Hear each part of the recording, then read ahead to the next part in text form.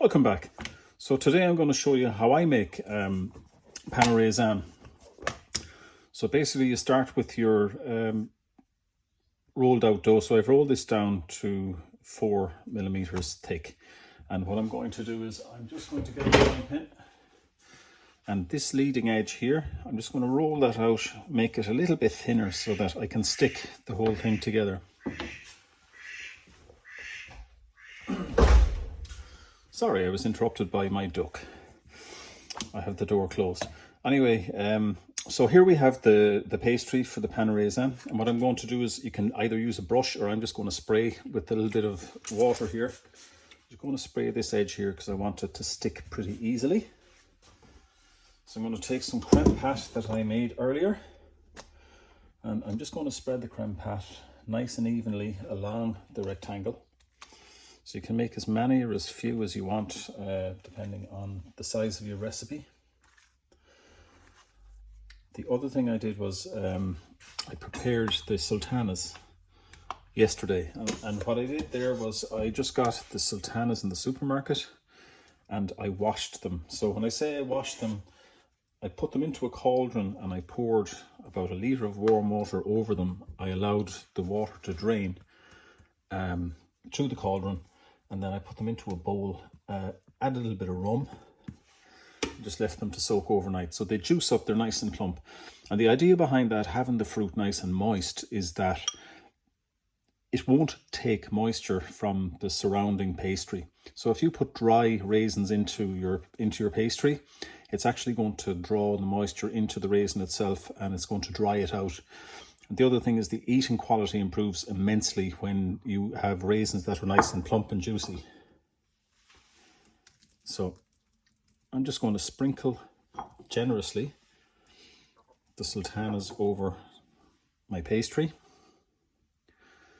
And I'm making sure that I don't put any raisins or custard on the very end there because that's my seam. It's where it's going to stick. Oh.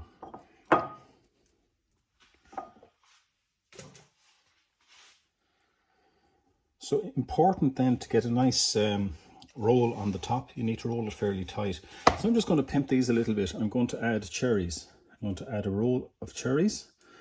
And when we cut them, we should have a nice piece of red cherry in the middle. So these are dried, candied, glacé red cherries.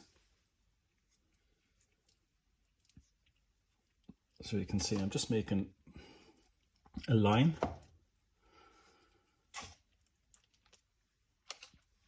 And that's good. So I'm going to fold over the cherries, which is the first coil. And then I'm lifting and stretching. Lifting and stretching. I just want to add a little bit of tension into the dough. Lift and stretch, lift and stretch, lift and stretch. I'm going to continue that all the way down to the end. Lifting and stretching. So I've just come to the end. What I want to do is just make sure that the pastry is lined up, and when I roll it, we're going to have a nice seam. And the seam is on the bottom.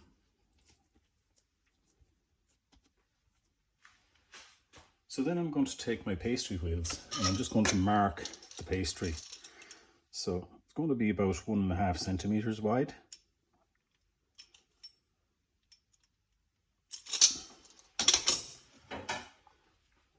And then using a serrated knife, I'm just going to cut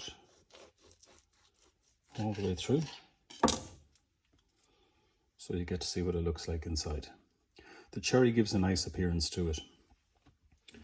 So I'm just going to cut all of those down. Again, I'm using a serrated knife.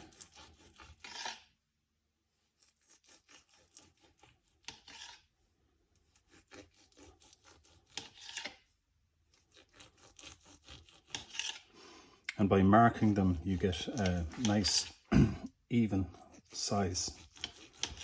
And hopefully they'll be roughly the same weight as well once the custard and the fruit has been evenly distributed.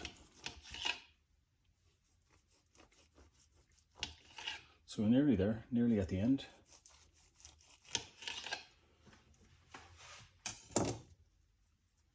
So in my case, I've got these indented mats that I find are really nice to bake the pastry in, because they have a little bit of mesh, but they also have a round shape, so the pastry is going to prove up and out to the edge, and it won't get any wider, so it'll come up, so it'll help to give the pastry a little bit of volume. So I normally line these just with a little bit of paper. It just makes them easy, a little bit of baking parchment, and makes it easier to take them out. So I'm going to put these, and I'm just going to make sure that the cherry is facing up, which it is.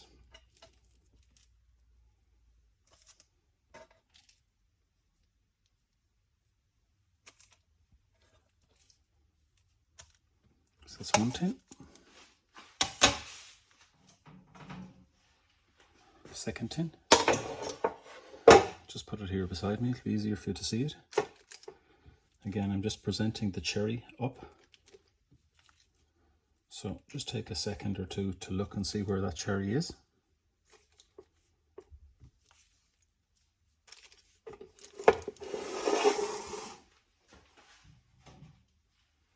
Okay, so I have 3 more left.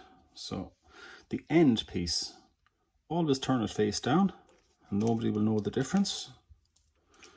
That's the great thing about Pain Aux Raisins. You can use up your cuttings in the middle of the dough, and you can use up the ends nice and easily as well.